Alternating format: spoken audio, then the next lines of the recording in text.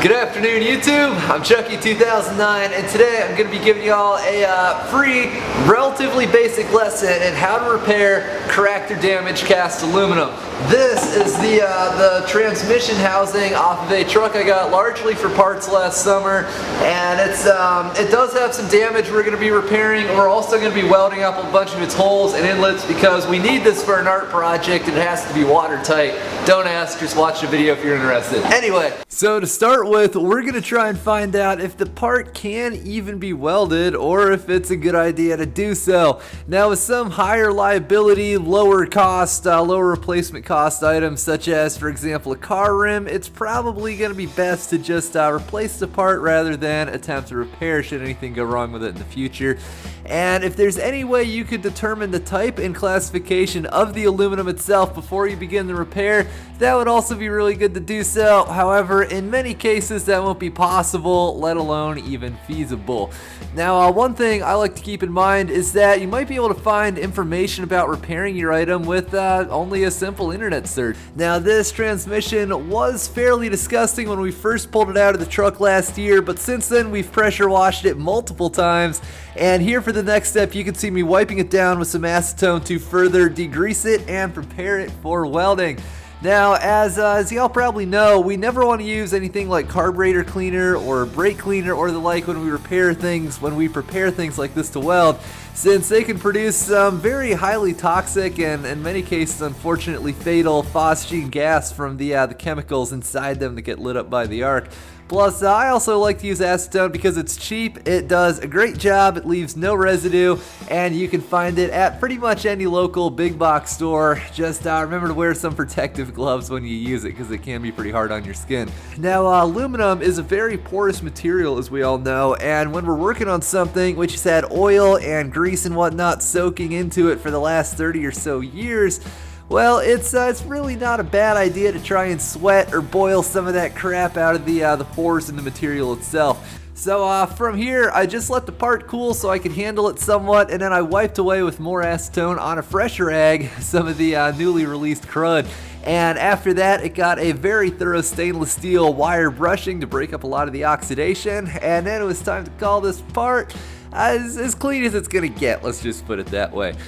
Now, as most of you guys already know, there's a lot more to welding up a cracked or damaged weldment like this than simply welding over the crack, because if we do weld directly over the crack as is, we're really not doing much to repair it. We're basically just hiding it or kind of putting a band-aid over it at most, and we can almost guarantee that the part will simply crack again as time goes on. So we need to do a couple of things here to prevent this. First off, we'll want to drill a hole at the very end of the crack to stop it from spreading, and also V out the sides or bevel it or chamfer it or whatever you want to say there. Now, this way we can fuse deep inside the material and actually weld up the crack instead of just, slapping a good old band-aid over the top of it.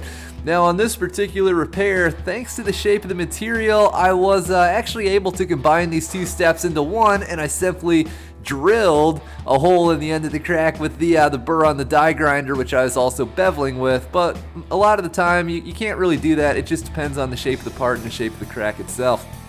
So at this point, we will wipe down everything once more with some acetone. Now, this isn't factory fresh aluminum, of course, but to be honest, it did weld a whole lot better than I was afraid it might when I first got started. Some parts of this were cleaner than others, and it honestly really wasn't that bad, especially once I got going.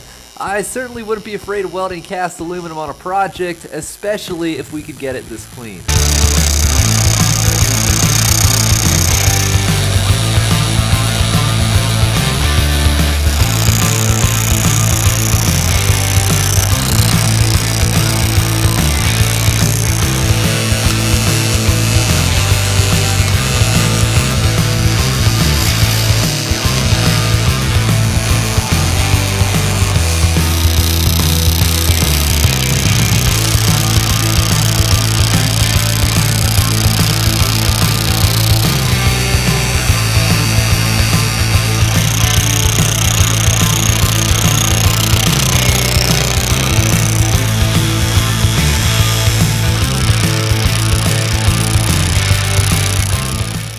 So moving through here, I noticed a few things that I'd like to share with you all. I got the largest amount of contamination when I'd first start the arc. You know, you'd see a whole bunch of crap just boil to the surface.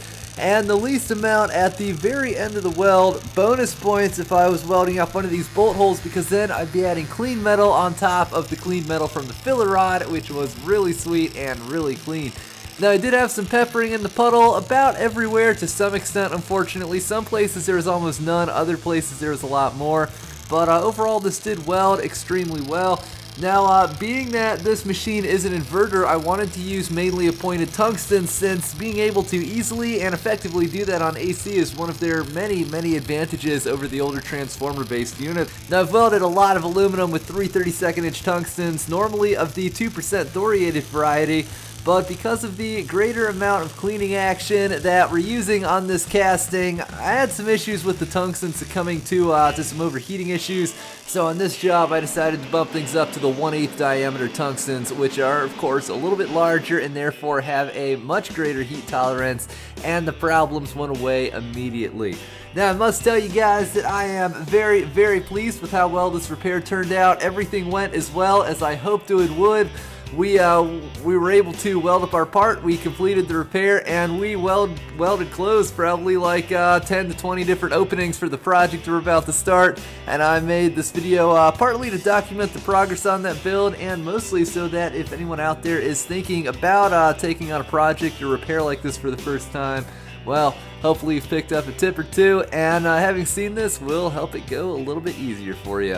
So I'd just like to thank you all for watching, and I will see you next time.